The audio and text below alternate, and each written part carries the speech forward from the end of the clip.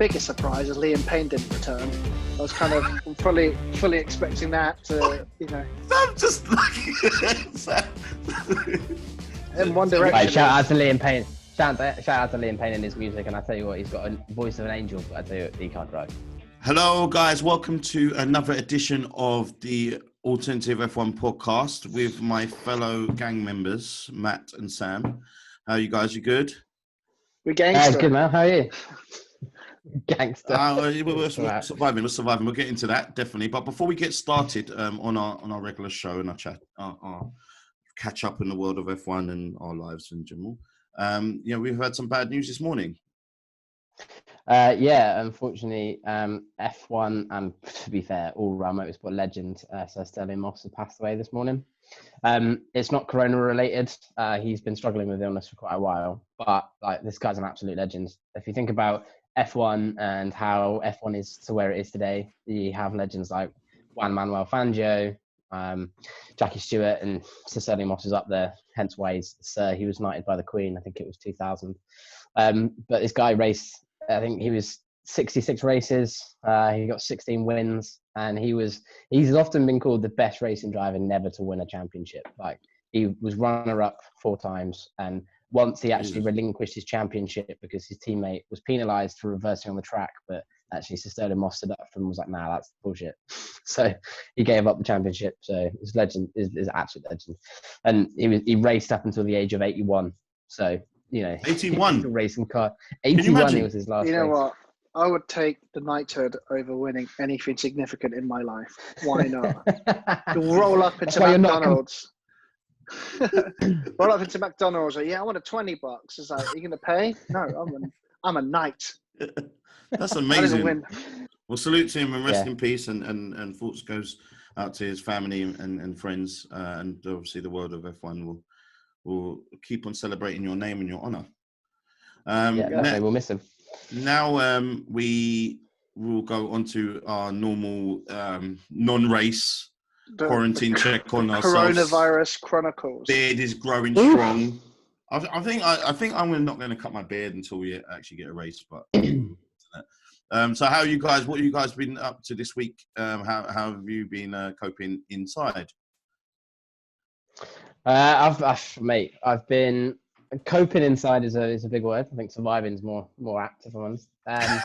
I've been binging so much stuff. I've been binging everything. I had on Friday, I had a Zoom day drinking session with my friends to celebrate Easter in a way that feels natural, which is drink at a pub. But I turned my garden into the garden. Did you put a pub background in? Oh yeah, I had a full pub. I even had a brand. It said it was called the Guard Inn, because It's very good pun. That's very good. Thanks, Tess. You can tell I'm the creative one out of the bunch. But yeah, and this afternoon I'm moving into a different world. I'm going to be baking a cake. So Paul Hollywood, watch out, bro. We're going to be what's the dish? What are we going for? Yeah. So I'm going for a lemon drizzle cake, but unfortunately I can't get icing sugar, so it's definitely going to be a lemon drizzle loaf with no icing. But, Sugar and water, mate. It's sugar and water. We want a picture for next week of the how it turns out, and on this picture, and none help from any family members or girlfriends or anything. Done, mate. Done. It's going to be my background. My lemon drizzle will be my background next week. Quality. That's how we do it. And Matt, what about yourself? Yeah. I'm planning. I've already got my baking planned out for the week, because here's the thing. It's funny. Each day feels the same. It's like it's the never-ending week. So all I know is between now and 2 or 3 sundowns, because I don't know what day it is anymore, that I'm going to be making homemade sausage rolls. So that's what we're going to be playing at. I mean, it's funny. It's like I don't really put too much effort into cooking and all that good stuff. But all I've been literally doing is chatting to you guys, watching whatever I can on Netflix, and just playing a crap load of Call of Duty. That's literally all I have to my name. Bit of Warzone. That's it. Well, my week has been the same as every. Salute to all the parents who've been running after their kids each week, and you forget what day it is, because every Every day is the same. Respect to Greg's. Shout out to Greg's. Shout out to Greg's. We do wish we could actually go in there. It was a treat to go to Tesco's the other day. Mate, honestly, it's hard out there. So all right, so I'm moving on to races that again are obviously postponed. We've got the Canadian GP, the Corona GP. I almost did that. I almost did that. I was like, that's what they're going to call the first race. Sorry, I should. Sorry, all of the PC police, like we're joking. Obviously it's alternative. We could do what we want. Exactly. We're getting gangsters. When we first started the actual show, we was like very much like, oh, hi guys, we're going to say the right thing. And I think gradually every week that we're stuck in the house, we're just like, I don't care what you think, right? we're going nuts, man. So the Canadian GP is postponed. Sam was meant to be there. Yeah, I was meant to be there this year, guys. I had got it all organised. I was going to go. So I got family that live literally 5 minutes away from the track. I was going to go have 2 weeks in Canada, just chill out, drop off to the race for the weekend before I fly home. It's going to be amazing. And now, cheers guys. I can't even fly to Canada. Did you get to book anything, or was it one of those things where you were going to book it, but then you thought, actually, I can't do that now? Nah, so I had my flights, basically my flight time saved tonight, and I was waiting for payday, and luckily, I think kind of luckily or unluckily, when payday came, that's when the news of coronavirus lockdown in kind of like Spain and Italy started to hit, and I was like, should I be smart and wait? And thank God I was, if I'm honest. Thank God. I mean, wow. I haven't seen my family since Christmas, so it was going to be a really nice, like, me and my uncle and my the nephew go, so it would have been a nice little weekend away, but unfortunately, I mean, last year's Canadian Grand Prix was I was sadly not to rub it in, but I was there last year, but it was unbelievable. Sorry, it was unbelievably like hot, and that was my first ever experience of being in Canada out in Montreal. And everyone was so confused. Even the Canadians were confused because it was so hot. It was just around, like, everywhere around us in the circuit. It was so dusty. And actually, there's some drivers saying how, it was quite a dusty track at some points. I just can't believe it. But Canada knows how to throw a Grand Prix. And of course, that was when the Seb Lewis controversy happened. And I was so conflicted. So I rewatched that yesterday. Really? That.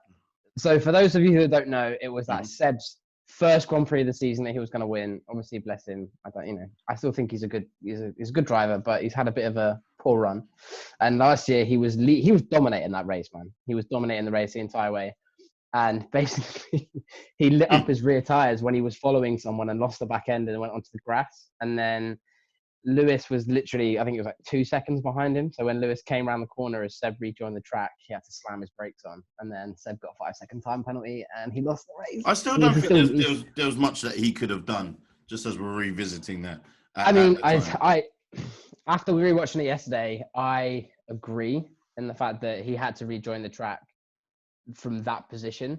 But as someone that's a 4-time world champion, you should realize that, because he gets timing updates in his ear all the time. Lewis is the gap is 2 seconds, the gap is 2.1, the gap is 2.3, right? He should know that Lewis is coming around that corner at like 90 to 100 miles an hour, 2 seconds behind him. So 2 seconds over that distance is literally 150 meters or whatever. So he should have known that Lewis was going to be right on his tail. And actually, I think Seb had a panic that he was going to lose the lead. So he's put his foot down to get back on the track. Yeah. And he didn't think about the fact that Lewis was going to be so close behind. So at the time, if Lewis hadn't have been there, it would have been an absolutely perfectly fine rejoining of the track. But it's because Lewis was right there. And it's the same as like taking a normal driving test, right? When you take your driving test and they say, if you impact someone else's driving, shout out to my instructor for failing me on my third driving test for doing exactly this.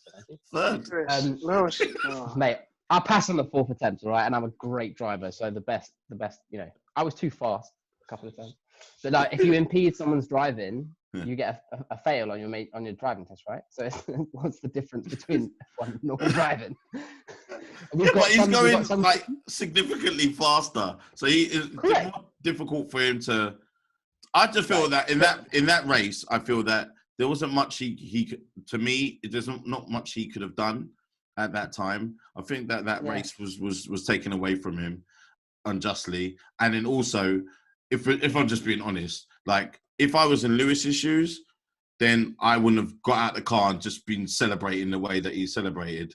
Like I think that kind of, that's just my take. At that point, you won the race, man. Like, I think maybe it's media trading has come into my head then. But I'd have to be like, it was like a pack of wolves. It was like a pack of wolves being there, because we were by the podium when it happened, and that weekend I was working with Sherwin Motorsports, so obviously we wanted anyone Ferrari to get a win, and so we were obviously very happy that Seb was leading most of that race. And obviously, I don't know, the Filipino side came out of me, like the British side just disappeared. And we were just like, boo! Oh, you're booing? Yeah, we're booing. So Lewis was talking to you. So I'm not even British anymore. Ah! Because he got really upset. I remember at the time, it was like, because Martin Brundle was interviewing him. And then he was just, I don't know what people were booing me for, because first of all, and I was just thinking, dude, like, you sometimes don't make things easier for yourself. No, however, you don't. I understand the whole situation. So fingers crossed. Actually, what I do remember from that one, just lastly, was the epic moment of Seb thinking, I'm not going to park in second, one, and then two, I'm moving those sides. That was honestly, that was just great TV. I think that's probably one of my that's the only time that Seb Vettel was being a childish brat, where he thought, you know what that is? I saw that and I smiled. I've never been the most biggest Seb Vettel fan, but when he did that, I just thought, that's a bit of me. That I would do the exact same thing. I'm taking that first place side, and I'm putting that second place side in front of Lewis's car. And what? Mate, while I agree with the decision, I probably definitely would have done that as well. Or in fact, I probably wouldn't have been that mature about it. I would have just pushed his sign over and been like, would you have just parked in first place? Yeah, probably. As a fan, I'd take that heartbreak over the whole, just for that moment. I think he started to just lastly, like, sorry, I keep on saying just lastly, I keep on going on, but because it's such an epic race, but and great entertainment. But I remember that moment was, I feel, the bit where Seb started to come back within himself, because I think he was like very much like miserable, down on himself, and I think at that point, because it was taken away, it ignited something in him, and for the rest of this season, he became the Seb that we know and love. But I still think I still think he's a great driver. He's got 4 world championships. Yeah, end of discussion. You know what I mean? But actually, thinking about that, the Canadian Grand Prix was so good because of those fans. And like that moment on the podium, like all the fans going, "Why there's Matt booing?" Like Matt, I could hear him more than anyone else now. Off with his head. Yeah, you should have seen me how happy I was at Silverstone when Lewis won. I was like, "Well done, Lewis." Betrayer. Such a hypocrite, man. Such a hypocrite. But actually, talking about those races. Talking about those races, like Silverstone and Canada and the Orange Army behind me. Those races are better because of the fans, but Ross Brawn has said at the start of the season could be without fans and behind closed doors. Yeah. So what do you like? You guys have been to more races than I have, but like, how do you feel about going to or watching a Formula One race? Like, imagine watching Silverstone without going, right? Yeah. How do you feel about it? I'm hoping that doesn't happen. Yeah. I watched that vodcast that Sky Sports did with Ross around that. And, I was basically doing research. I was thinking, how are all these F1 channels filling content when there's no races on? I was like, right, let's see what everyone else is doing. And it was quite interesting because, F1, no sport is a sport without fans. It's so different. It's so different to see that. And it's been really weird seeing, events that try to couldn't have smaller audiences, smaller crowds. We had 2 weeks ago WrestleMania without an audience. And whether you are a fan of those kind of big scale events, it is very strange to see anything that is of any magnitude without fans. I think F1 can just about get by And Easy. definitely can, because the viewing experience isn't lost by I think this is something we might have touched on when we were talking with Tomo last week, was you're not going to lose too much with watching that sport, because you're still going to get the commentary, you're still going to get the sound of the engines.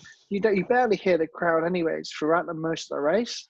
Mm-hmm. So I'm not against it. I think it's the logical thing to do, and I think it's harder. And I think Andre, Mm-hmm. I think between different sports that you can say that it would work and wouldn't work. I mean, for example, you're a Liverpool fan. Liverpool are games away from winning the league, and no matter what you lot do, we're still going to win the league, and we've won it. You might as well just give us the trophy anyway. I just think that before we get too much hate mail for Liverpool fans, I don't think it would actually affect. It doesn't affect the race in any form of way. I think that people. I think if anything, it's probably the one sport that you can actually, it's got enough money in it for them to be able to charter planes over with the teams. So the teams are kept separate the whole time. Obviously, they're not going to be mingling. I think there's obviously with the winner. Obviously, you're not going to do the podium the way it is, where everyone's crammed together. I think they would have to do that straight off the track, or if not on the track. With just the winners standing together, or however they do it. But you won't be able to have all the teams like doing the whole traditional celebration and all that stuff. So I think that there's small little changes, but I don't think it's the crowd. Like as Verstappen said one time, he couldn't even hear. They asked him, "Could you hear the Orange Army?" And he says, "No, I don't even hear them." So it's like it actually doesn't affect it. From our point of view, I think that we would love to be able to be Silverstone and other places. So I don't know. I don't know what your take is, but I some racing is better than nothing at all. I feel like we're gonna have to get used to let's be honest. The 2020 season is gonna be a weird one, right? Because we're gonna have phase return. So even on a race weekend, how like tight those pit garages are with all the mechanics next to each other. There's always a celeb in there. Like, I mean, one of the most iconic I remember is Nicole Scherzinger in Lewis Hamilton's McLaren pit, right? So there's always celebs in there. Matthew McConaughey always goes to Kota and always goes to Lewis. But like, you're gonna have to phase that out. And like the grid walk, I doubt Martin Brundle's grid walk is gonna happen for the first couple of races of the season. Let's be honest. Whether is the commentary box gonna be there? Like the camera crews, so, they're gonna have a limited number of camera crews. So I feel like as fans, let's get ready for some racing. But let's get ready for some weird, ghostly, like eerie weekends where we may lose a camera angle or two.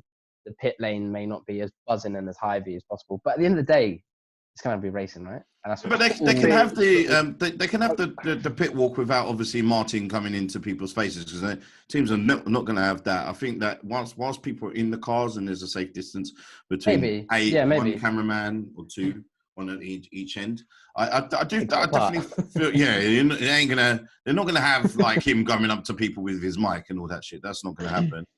But I think that you'll be able to see them filming the guys in the cars and stuff like that, because obviously there's gonna be a safe distance between them. So I think we're not missing out on that much, but obviously we do. For the sake of the actual sport, I think that if everyone kind of like fans wise just kind of take there are people that love watching it live. It's nothing better for them to be able to plan. They go to all the races and all those things, and that's all well and good. But the greater good of us getting some racing in is better than because otherwise we're going to lose teams. Basically. Yeah. And actually, to be fair, Nico Rosberg said a fair point. I mean, he's a former world champion, so he knows what he's talking about. And he was saying about doing double headers and racing in different directions. So like you race one track. Explain to me how that would work, because obviously we had a conversation before we start recording, and I'm just as perplexed as I now as I was then. So how would that actually work? E-racing's taking. So basically, what happens is you race. It's very simple, Dre. You race that way, then you turn it around and race that way. Yeah, but what about the actual? Well, what about the markings of the track? Oh, yeah, the markings, like in a matter of speed, you'd use the markings just the other way around, and then you just put a new finish line. But actually, in reality, you could probably paint new lines ahead of the weekend, and you'd probably paint them a different color. So you'd have white and yellow. And then yellow is one direction, white is the other direction, right? You'd have two finish lines, again, probably yellow and black or white and black or whatever. But like, let's be honest, racing tracks in the different direction. There's a couple of tracks that's going to work on really well, right? So we talked about Canada. That's a track I feel like is going to lose a little bit racing in the other direction, because that final corner, there's the Wall of Champions, right? Where we've seen so many incredible accidents, so many cars clip that curb. Like, that is obviously lost because, for those that don't know the Wall of Champions, it's a very tight right hand, then left hand chicane onto the pit straight. But if you overcook the right hand, when you try to correct to go left, if you get a bit of oversteer, you clip your back wheel. And it's called the Wall of Champions because pretty much every world champion has hit that wall at some point. So it's so the apex on that corner is literally like this far apart from the wall, so it's like hell. But like, if you go the other direction, that Wall of Champions is going to be the first corner, and it's a right-hander, not a left-hander, so you're not actually going to hit the wall. So that's, for me, that's one of the tracks I think is going to lose something.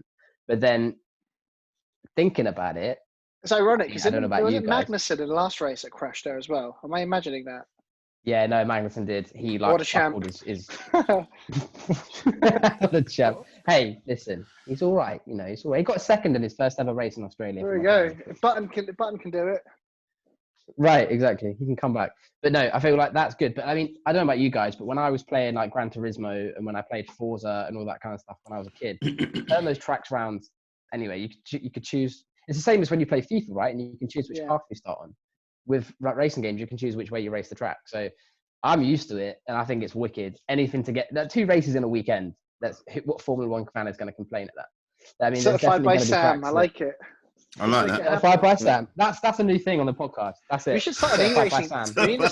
We need to like launch our own Twitch, get a channel going, get Sam to be our racer. Yeah. Whenever they do like an e-racing, Sam's really won it. Like, he's going to beat all the pros at it. So come on, marketing. I can tell you now. While I would love to tell you I have an incredible talent at e-racing, I can tell you I do not, and I'm terrible. So I can commentate and I can comment live and be like, "Oh, this is a really great chicane," but I can't do it myself. So there we go. But no, I think there's going to be some tracks that really, really win out. Like, if you imagine, I think Silverstone's the perfect example because Silverstone is a full race weekend. Most people that go buy a Thursday, Friday, Saturday, Sunday pass. So you're going to give, they always watch the touring car stuff. They always watch the Clio races in between the races. So, and that is a perfect weekend where if you add another race, fans are going to go wild for it. And tracks, we've already talked about tracks like in last week's episode when we talked about tracks that have multiple different layouts that you can rejig around. It's going to be great. But, there's going to be some, I mean, Monaco would probably be a bit weird because going up the hill and round through the bridge, that wouldn't work. That one. The Nouvelle chicane would be a bit weird. So they're suggesting Silverstone. What about Spa? Can you imagine doing Spa or Rouge and smashing down that? Oh, Rouge going downhill. Jesus. Oh my goodness, it's so scary. That's so. You hit like 212. Like historically, it's been bad enough upwards, but downwards. Oh my goodness. Right. Oh my goodness. Eau Rouge will be flat out at that point, and Christ alive, you'd have to have some balls to go down that. It's like the corkscrew at whatchamacallit, the track in is it Laguna Seca with the corkscrew, when they go downhill at that at like 110 miles an hour, and they literally go straight. Oh, it's mad. But I think on this, like with why it's important to be able to race, because obviously you've got to look at Formula One as an entity. Obviously we all like different sports as well. And we have to remember that Formula One has to fight against the other teams, the other sports as well. And as you're going to get Formula One starting, and you'll have basketball, football starting again, maybe obviously just with limited fans, if any at all. I just think that it's really important, as the teams have actually been using this break to be able to keep on hitting home that Formula One has to get more competitive for all the teams, for there be a reason for the millionaires who are backing these teams to be able to keep on backing these teams. So I think them trying all these different things now in this unique space that we're in now is so important. Yeah, and I feel like actually, as you said, F1 has to compete with other sports, but realistically, if we think about it, if you were like a fan that's watched F1 once or twice, a little bit about it, like quite a lot of our audience, like what is more enticing to watch a race than, as Matt says, Eau Rouge backwards? Like, you'd be like, holy crap, I need to watch this race. This is going to be mad. So like, it's going to be important. And also, I can't remember who said it. Someone said it recently. I think it may have been Zach Brown that said this is a really important time that F1 should use to experiment, right? Yeah. So there's been talk, even last season, there was talk about different race formats and all that kind of stuff when we were discussing 2020 regs. So there's a lot of things that have always been talked about and always been speculated. And actually, this could be the perfect opportunity for F1 to do that. Like we talked about how the F2 format and the F3 format, where you start at the back. You're like, if you qualify first, you can start at the back. Like, why can't we do that? Imagine seeing Lewis Hamilton and Seb Vettel go through every single car on the track. That's going to be a race of racing, right? Because that's what you tune in for primarily overtaking, and what we don't want is the actual sport to, because you'll lose people, and even the sport kind of lost me for a couple of years or so, where it just became like a procession. So what you don't want is stagnated. Yeah, you don't want salute to Lewis so forth, but you don't want it to be like the Scottish Football League where there's Rangers or Celtic winning all the time, or the same 3 or 4 teams. So what we want is for there to be a reason for the teams to actually continue and actually want to be able to put more money in to make it to continue to be the amount of teams that we've got, if not more. And actually, to be fair, you could find that a shorter season goes in favour of other drivers. Like you could find Max come out on top. If you imagine Max racing 2 weekends in 2 races in a weekend versus Lewis racing 2 races in a weekend, I think Max would be up for it, because while Max is racing on a Sunday, he's also doing iRacing. Matt, I know you've watched some of it. Like he's doing iRacing in the week, and so is Lando. So you've got people like Lando and Max that are already doing 3 or 4 races a week and full race lists. I've lost track. I've literally lost track of who's running what races. It's too many. There's so many. But you could see Max and Lando come out on top on a double race weekend because they're used to doing 2 race distances in a week. Do you know what I mean? Yes, sim racing is different because you don't have the physical aspect, you don't have the G-force or anything like that. But the concentration levels it takes to do 2 races in a weekend is quite intense, and they're used to it. So you never know. So there's been, unfortunately, some more team furloughs from Renault, McLaren, and Haas. Obviously, these things are never a pleasant time, but I mean, hopefully they're making the wisest decisions so they can actually continue, and these guys will actually get their jobs back. As the government is helping everyone. What was your guys' view on obviously these, especially Renault as well, is a huge entity, making these cutbacks? I have nothing good to say, because obviously it's a serious thing. But I'd leave it to the expert Sam that has a much more better understanding of the impact within the teams. Yeah, I think it's the right decision, and the reason I say that is because these Formula One teams are well-oiled machines, right? They function like we've already seen it with Mercedes turning their factory into a ventilator factory within 10 days, right? They are so precise, they are so well rehearsed, they turn things around so quickly. And when it comes to those sort of things, if you have an entire team, right? If you made your entire team redundant to save money and then brought in a whole new team, that's not going to work, because you already had a very set way that the team was being run, and if you change that by making people redundant and bring in new employees, it's never going to run as efficiently. So actually, from a team perspective, to keep their teams happy, i.e. keep their staff employed, keep them getting paid, it's the right thing to do. Otherwise they could just say, look guys, we can't afford it, we're going to have to make you redundant, and then none of them get any money, right? So to furlough them and make sure they get the government scheme. But secondly, actually, all they've effectively done is paused. So what they aren't doing is replacing their well-oiled machine with a less oiled machine. Because what we could see if they did that is the 2020 season be a bit rubbish. Because we could see slower pit stops because they've not had the new guys haven't had enough time to rehearse. Like if you imagine Red Bull's pit crew that are smashing records every weekend with like 2.7 second stops, right? You can't replace one member of that crew. Right, you can't even replace the front left wheel. We're happy to be able to jump in. Matt and I had a little bit of experience last year at Silverstone. I think we did quite well. I personally think.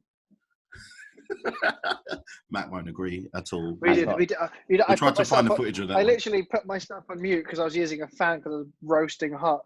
I started responding and I was like, they can't hear me. Finally, you're at peace. No, exactly. It's a sunny day where he is, that's why. Yeah, exactly. It's beautiful in Canada right here. Yeah, it's amazing. It's amazing. Hopefully, I think that's the number one thing. I'm really looking for, hoping that we can get the races back in some way or another, or at least if we can't get in as punters, as media, to try and keep things moving on the ground. Because I need to have my go at rivaling Andre's pit times and seeing if I can get on the Red Bull. That is true. That is true. You know what? I was on form. I became one with the machine. Very good. Just had my role. Was shouted at by a few members of the general public to tell me exactly what to do, and I did it out of fear because we jumped the line. That's pretty much what. No, it's brilliant. I mean, to be honest, look, as I said before, we know that there's before the quarantine police comes out. We know that there's more important things going on in the world, but it's our job to be able to, lighten the mood. And actually, there are people that need sports because they're probably in the house on their own, or just from a social and mental point of view, they actually want something to be able to entertain them while we are waiting. But obviously, we have to do this safely and make sure that we do this in the right way. That being said, we had some races last week. We had a race, last week, and my boy Charles Leclerc won the Vietnam E-race. Oh yeah! I mean, what's really good about this time? We had another really, really mad mix of characters taking part. The biggest surprise is Liam Payne didn't return. I was kind of fully expecting that to, I'm just in one direction. Right, shout out to Liam Payne. Shout out to Liam Payne and his music, and I tell you what, he's got a voice of an angel, but I tell you what, he can't drive. So you can't race. Can't drive. End up. Same for Ben Stokes. He's a world beater, but not quite the F1 driver. He was practicing I saw some footage of him practicing. He had the whole get up, the whole thing. Right. But I can tell you now, he can hit balls, not apexes. Exactly. Here's the thing: at the day, we can't confuse training. It's we can all lift weights, we can hit the gym. But there's a lot of fights we're not going to win, so we can't kid ourselves here. It's good that people showed up and had a good go. But I think what was really good this time around was we actually got a lot more races joining in. As promised, Alex Albon rejoined after speaking to Lando about this. Charles Leclerc was a part of it. Was Giovinazzi a part of it last week? I can't remember if he was. No, he wasn't. No, so here we go. So we had more races taking part. And yeah, Charles won. Couldn't believe it. Yeah. Wonderful. I actually think... pulled... Sorry, go on, Sam. I was just going to say, as Matt said, that we had more races in it, and actually it felt way more like a race this weekend than the Bahrain one did. Because the Bahrain one was it's first one off the bat. There was so much crashing going on. Johnny Herbert flinging off at the front and start. But I feel like it felt there was some really intense overtakes. There was some real Stoffel Van Dorn. Real battles. That was really good. Jenson Button was battling in there. I did. I think he need to give him a couple more weeks. I think Jensen's going to come in and fight for that podium. There was a move that Charles Leclerc did on Alex Albon and his brother. And basically, he just went around both of them. Those two were fighting, battling it out, and he literally just went past them and that there was yeah. I forgot for a second it was virtual. I was just like, yeah, that's great. It feels so real. But Jensen will be good money Jensen will be good value. He won the charity race, I believe, yesterday or 2 days ago. Yeah. And won 10 grand for his chosen charity. So this is some serious players coming through. This is a great thing. It's age doesn't discriminate in here. You just got to be good at playing, games. Consoles are for all ages. So if you are good at that, then you are good to go.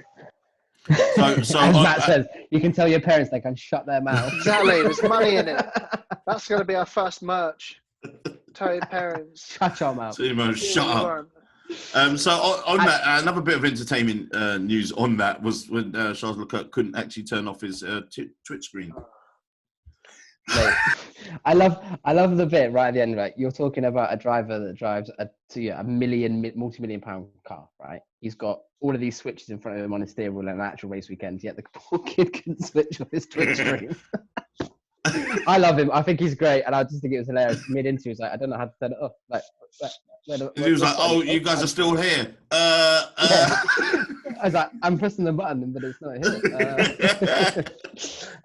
But yeah, to be fair, actually, another shout out to Charles. We talked about him a lot this episode, definitely. That he was part of the Race for the Worlds event that started yesterday, and there's another one tonight, and there's another one on Tuesday, I believe, which is the charity race series that the drivers have kind of put together for basically to raise money for COVID-19. And I think last night, which was Saturday, they raised £33,000 in one race, and Wow.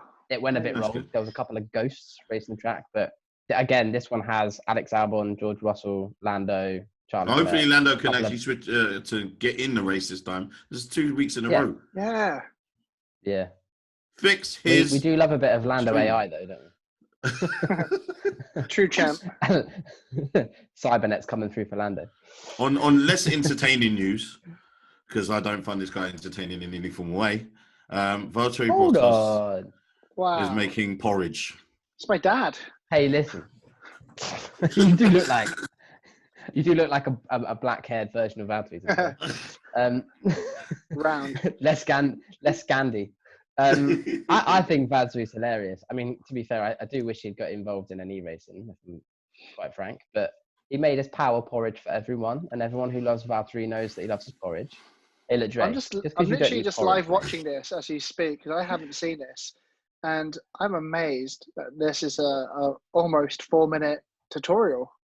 This is why. Yeah. This is where we've got to, people.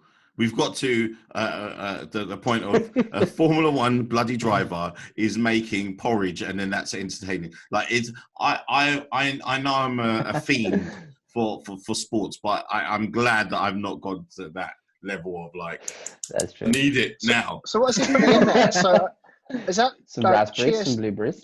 chia seeds, Right. some It's called power porridge, Matt. It's got to have some power in it. almond, Fruit and it's got fibre, innit? maple syrup, something creamy. It's been, you know what? Almonds. It's been a weird week for Mercedes weird on social, because it's either you've had this boring video of Valtteri making porridge, or you've had Lewis shaking his hair and smiling at the camera. So it's Bro, I tell you what, his hair looks so good though. Let's be honest, mate. When it Stallion. looks so good. this is what it's come to. No, it is. And this is what it has come to, because Lewis, like, his natural hair looks sick, and I think that video was so cool. Anyway, move on. I'm just a real fanboy right now. I know. It's mainly because I need a haircut right now, Oh, and this guy's throwing his mane around. All right, who's the worst That at the should be moment? the- Let's just see how you two, because I have no hair.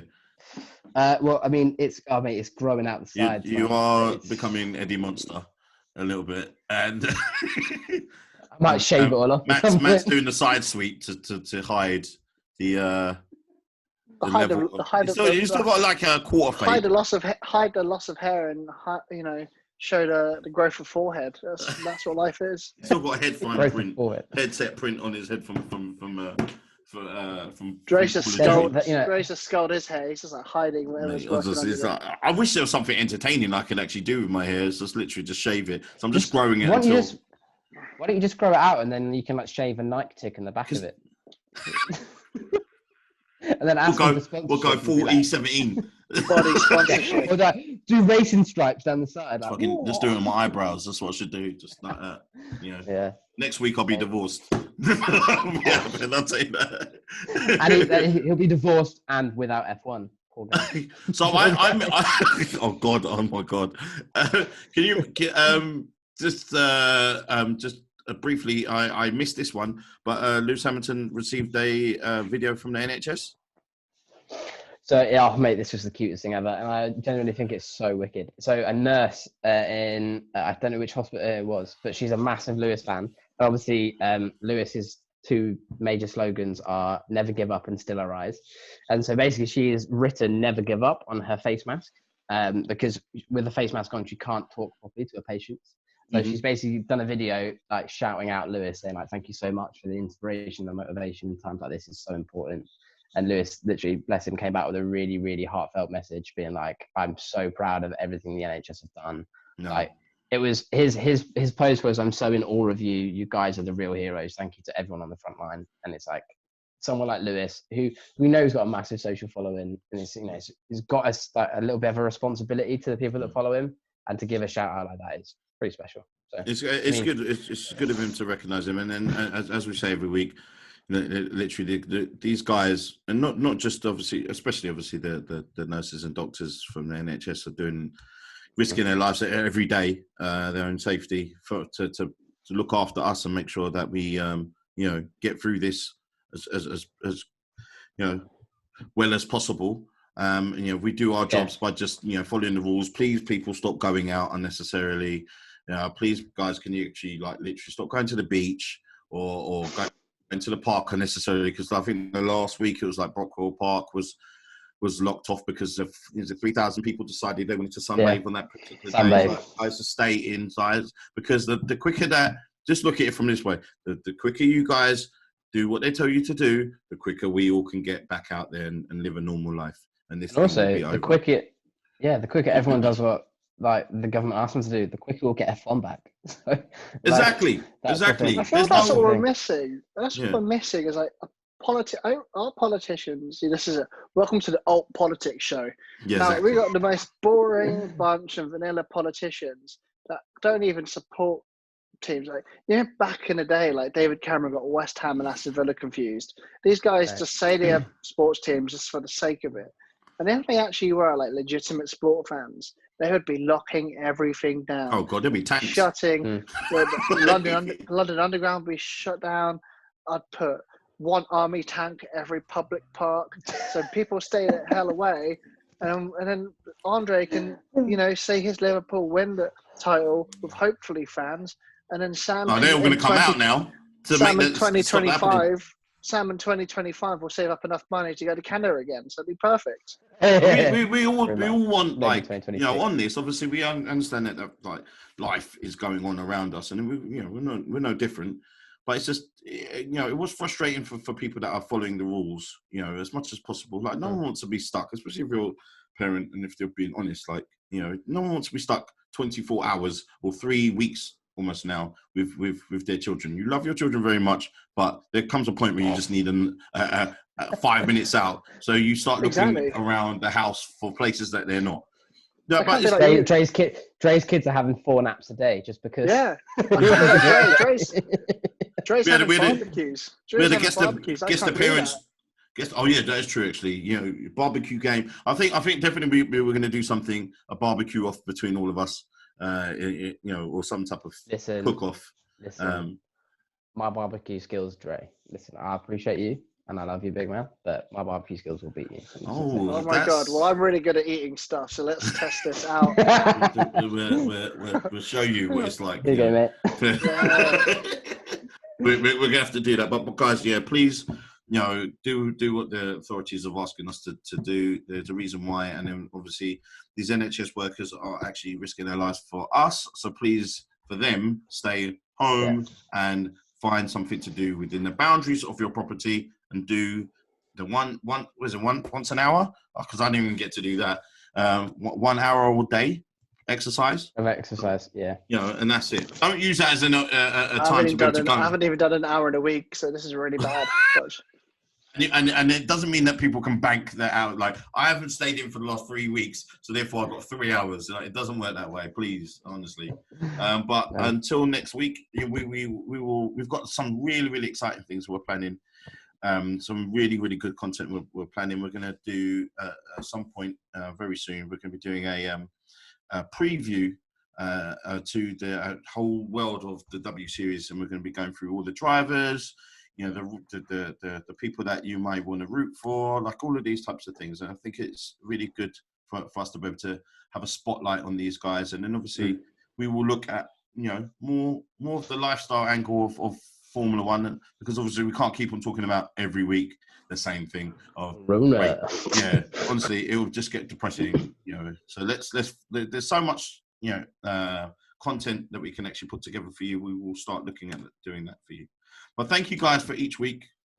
supporting us, and we've been getting really good views on YouTube and on Spotify and Deezer and iTunes podcast as well. So I do really appreciate the feedback that we were getting, and please for all of our written content, check out www.vergemagazine.co.uk. And we will just keep on going for you guys. Look, see the bags under our eyes. We're working hard for you guys. Well, until next week, peace. Wash your hands. Cheers, guys. And wash your hands, please. Wash your hands. Wash your hands. That's going to be like the new thing. Peace. Cheers, guys.